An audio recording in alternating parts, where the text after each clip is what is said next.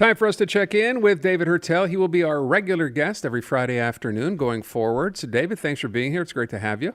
Happy Friday. Yeah, to you too. So there's so much going on right now. Let's start with something I know you want to talk about. The Conservative Convention in Quebec City. Number one, okay, first time under Pierre Poilievre as their leader. I have a bizarre question, I guess, to ask. I saw Stephen Guilbeault out there holding a press conference outside the Conservative Convention. Is that weird, or does this happen all the time? It does not happen all the time, and it shows how the Liberals are clearly aware of the polls and the dire situation the Trudeau government is in right now. Think about this. We're on the steps of the Quebec City Convention Center, and by the way, funny that the Legault government didn't cancel that contract. It seems that the Conservative Party seems aligned with the Legault government's values. So closing that little side, the fact is here, what's interesting is that we are in Minister Jean-Yves Duclos' federal riding. Oh. So if anyone would have stepped up to do a stunt like this, you would have thought, Jean-Yves Duclos, right? You're in my riding. I am the Liberal member for Quebec, which is the name of the riding, actually. And so you would have thought maybe Jean-Yves Duclos, maybe Joel Lightbound, who is right next door, right, another Liberal MP, would have done the stunt. And they're not sending the usual heavy hitters. Pablo Rodriguez, who's the Quebec lieutenant, known also as the kind of enforcer in terms of giving hits to the opposition. No Mélanie Joly, no François-Philippe Champagne, who had a big announcement this week in Trois-Rivières. So the fact is here that you're sending Stephen Guilbeault and newly minted Minister Soraya Martinez, who are both in ridings here in Montreal, Laurier-Sainte-Marie and Hochelaga, who are threatened not by the Conservatives, but by the NDP.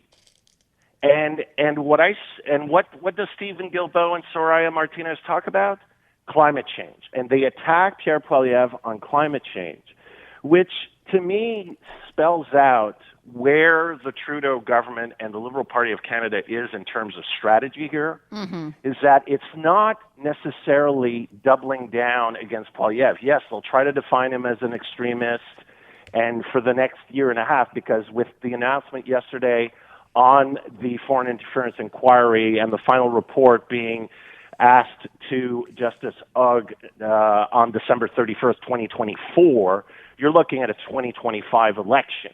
And so while they'll define Pierre Poilievre, what this tells me, sending the environment minister and a junior minister who's also tagged as being a progressive from two ridings in the east side of Montreal, which are mostly targets for the NDP, this shows me that the Liberals, they're going after votes from the NDP to peel away votes from the soft NDP support to make sure they can win. And I think you're going to see that more and more in the weeks and months to come. In our informal poll, we found that people actually say that the NDP, well, not a lot of people, but a few people saying the NDP was who they will vote for as a protest vote against the Liberals. Although, David, to be fair, the word informal is the most important part of that statement. And we all know both of you are staunch supporters of Pierre Poilievre. Of course, boy, are we ever. I think that woman was absolutely right, yeah. I'm his number one fan. Let's talk about the other story that we talked about earlier in the week, actually, this idea for the eventual leadership of the Quebec Liberal Party. Frédéric Beauchemin was on, had some interesting things to say. But again, I wonder, as someone who was part of that party, you know, when you were a cabinet minister, how difficult is it to watch this party just basically kill itself?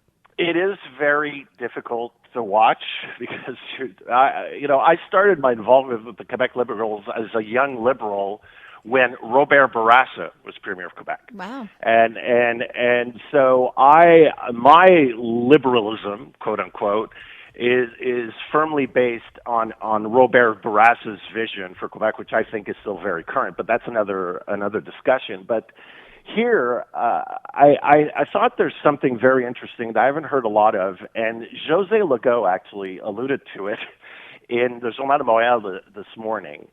And I'm hearing this more and more within liberal circles. Now, we all know the Quebec Liberal Party needs a total overhaul. And the thinking right now is that nobody in his or her right mind is going to run for the Liberal leadership knowing that this is basically a 6-year contract. Mm-hmm. The Liberals, the thinking inside the Liberal Party, people who are still Liberals, who still care about the future of the Liberal Party, they're thinking, okay, 26, we're not going to win. And we have to think about 2030. And so the next leader, and a lot of people who may have thought about running, understand that this time around, this is going to be another transitional leader. And I take as an example the desert years of the Liberal Party of Canada that went through Michael Ignatieff and Stéphane Dion before getting to Justin Trudeau. Yeah. And it took two huge election cycles in 9 years, 2 minority governments and a majority government from Stephen Harper to ultimately get the Liberals back to power federally. And so I think the thinking here is that not a lot of serious people are really considering running now because this is a throwaway period. And at the same time, the one person that a lot of people are thinking is going to be the leader and ready to lead for 2030 is Marwa Risky. Yes. And what's very interesting about Marwa Risky is that she said, I want to concentrate on my family and building my family, but she hasn't said she wasn't going to run again in 2026.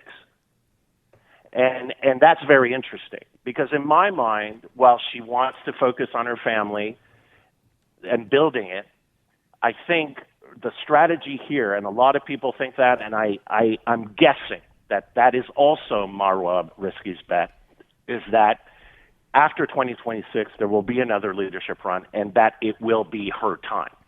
I mean, I love Marwa. What's not to love? She's got gumption. She's got brains. She's got everything going on. And I could see why it would make more sense then than now. But to bring up a point that Aaron made earlier, the two things perhaps she has not going for her, being a woman and a woman of color. If it didn't work for Dominique Anglade, will it work for Marwa?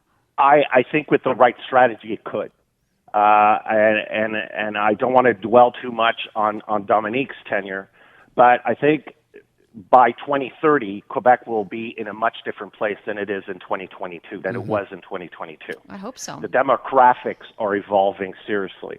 And to talk about what you discussed with Jean-François Lisée earlier this week, that's why also the idea of sovereignty is dying down more and more. It's demographics, and that's why you have ardent sovereignists becoming CAQ members because they're trying to get through as much of their ideology as possible through the nationalist path rather than the sovereignty path because demographics are clearly against them.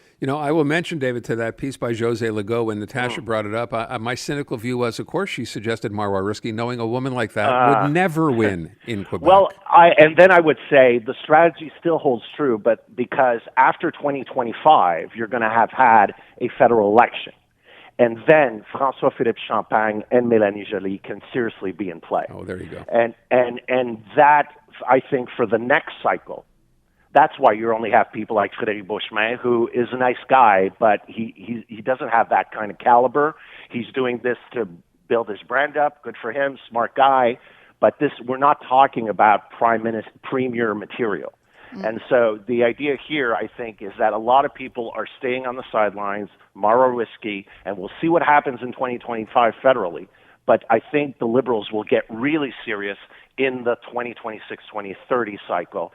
Just like, again, it took time, but the federal Liberals went through exactly the same thing between Jean Chrétien and Justin Trudeau, Paul Martin, rather, and Justin Trudeau. And now that we've covered provincial politics and federal politics, David, I know you want to weigh in on municipal politics. I do, because I know. mean, I listened to both interviews yesterday with that woman who's going through hell, and I felt for her, and today with Mayor Katawa, and it brought me back to when I was an MNA and a minister, and I heard Mayor Katawa, and I say this with all possible respect. But the sense I got, and correct me if I'm wrong, is that she had basically she had spoken to people at Hydro and gotten basically the same answers as the resident did. The runaround. At the runaround, yeah. But here's the thing. As an elected official, you shouldn't be satisfied with that and just say, well, what can I say? Hydro is saying it's going to take 10 years to upgrade the facilities. There are other ways. So Mayor Katawa is a Projet Montréal mayor. That means she's on the same side as Valérie Plante. Right. The chief of staff to Valérie Plante has the cell number of the political staffer who works for the minister responsible for Montreal, who handles all Montreal files. And who, should you ask, is the minister responsible for Montreal? Pierre Fitzgibbon. And what else does he control? Hydro-Quebec. And so there is a direct line of communications between the office of the mayor of Montreal and the senior political staffer who handles all Montreal files. Now, I don't, for the life of me, don't know why that conversation has not yet taken place and why you don't have Minister Fitzgibbon's office on this as we speak. Second element that, again, I would do, I don't know, maybe it's being done, but that's not what I heard from the mayor today, that you look at your provincial M&As. Now, she mentioned she was in touch with both Des McGraw and Liz Press, the members for NDG and Darcy McGee, who are covered by this problem. Now, we have the National Assembly coming back on Tuesday. And this is really how politics works. I'm not inventing this. I went through this for 5 years. You cross over after question period. When you're sitting, you're talking to these people. Okay. You cross over, you go see Minister Fitzgibbon, and you tell him, look, can you have your senior staffers on Montreal and Hydro-Quebec look at this, please, and get back to me today or tomorrow at the latest? David, we have to wrap up. That makes Yeah. a lot of sense. I mean, so maybe we bring that up next time we have her on. David, thank you so much. I appreciate it. Have a great weekend. Fun fight some men. Take care. Go see- David Heurtel, who will join us every Friday afternoon. Our feature brought to you by Guaranteed Industries, reminding you, heating, cooling doesn't matter. Keep your house. Oh, by the way, they do residential, commercial, and industrial too. Give them a call, 514-342-3400. Out to traffic.